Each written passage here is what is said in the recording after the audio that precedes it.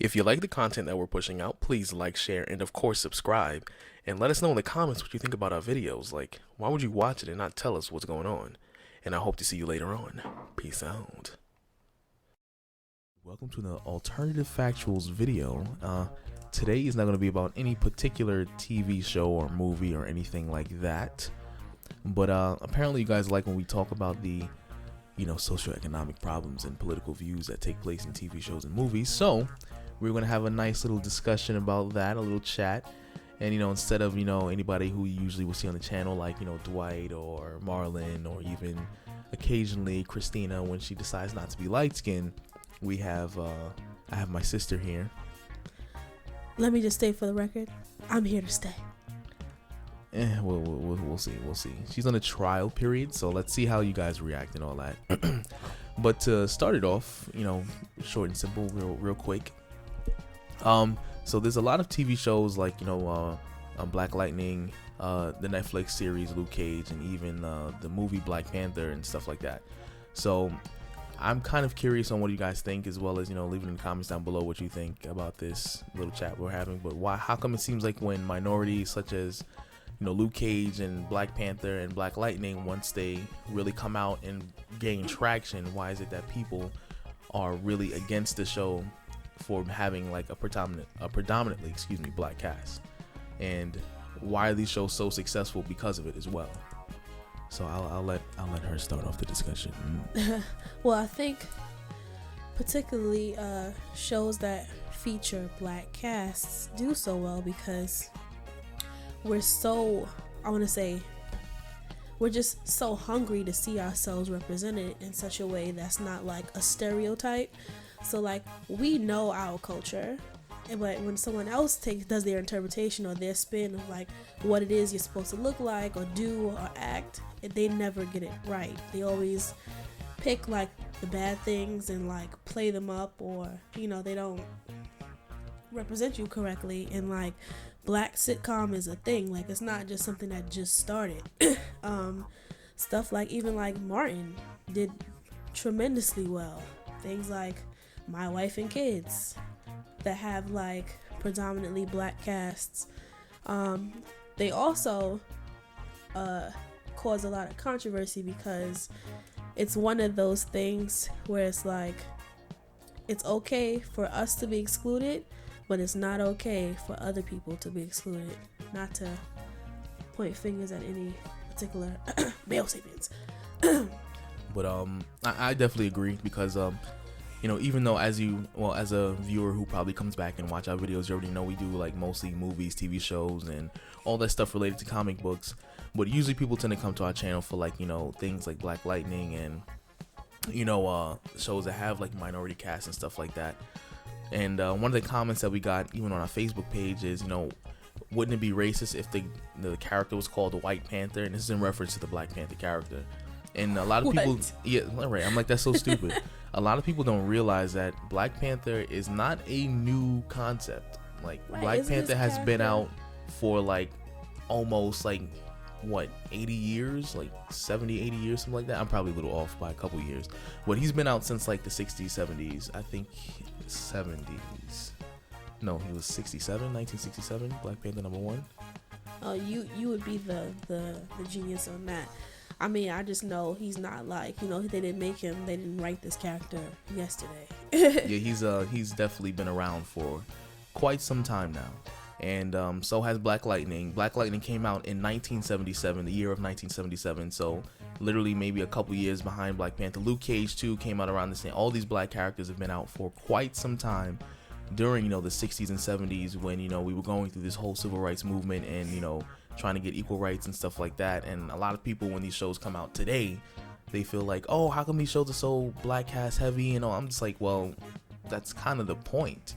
They were made to put black people in the spotlight and like, hey, they're not all criminals. Like, we have black superheroes. Even in Marvel Comics, a lot of people don't realize that Blue Marvel chronologically is kind of an obscure hero. He's a part of SWORD, which is Sentient World Observation, that the reference that they made in Marvel Agents of S.H.I.E.L.D. But he is one of like the most powerful characters that we have on the planet Earth, and he was the original black superhero in Marvel Comics And even in the comic book itself, they made a lot of references to the fact that he hid his face simply because he was black.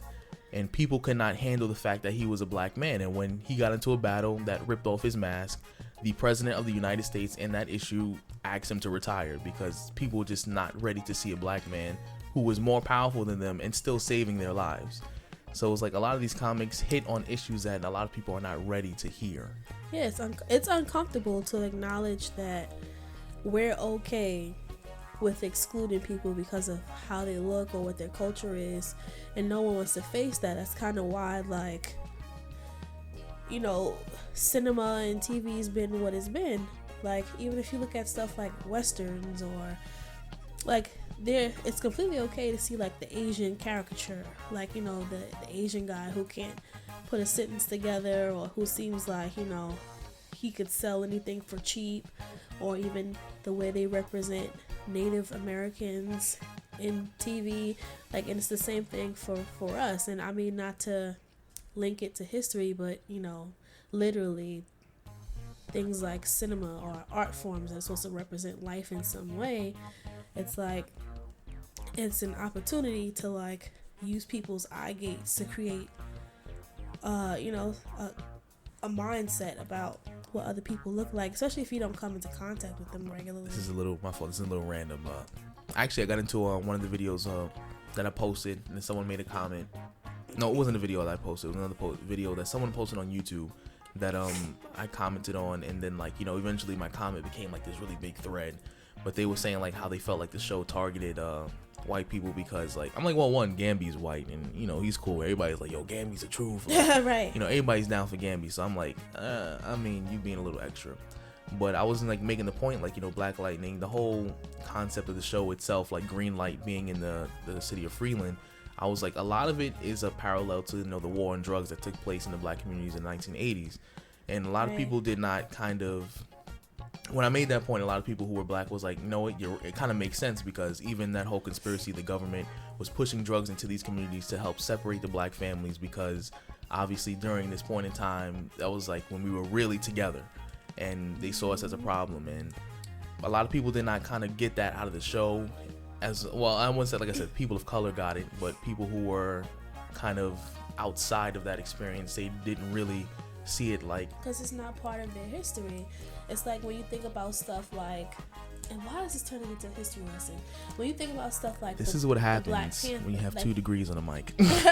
when you think about stuff like the Black Panther movement, literally things like that, like as a very small child, it was like, oh my God, like, you know, these people that look like me that are doing like these horrible things, but like getting to know people who are actually part of the original Black Panther Party and the kinds of things that they did for the community, giving out free breakfast in the morning every day so kids don't go to school hungry, things like feeding moms and starting stuff like the WIC program. WIC exists because of the Black Panther movement, things like that. But they villainized that. Why? Because that sort of unity in education was a threat.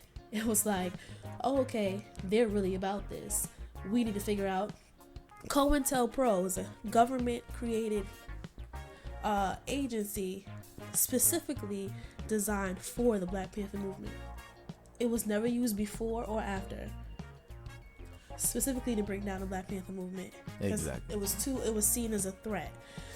And I know on TV, like when you see them, like even represented in things that are supposed to be like written by us, they always seem super militant. But they didn't carry guns in states that weren't like open carry states.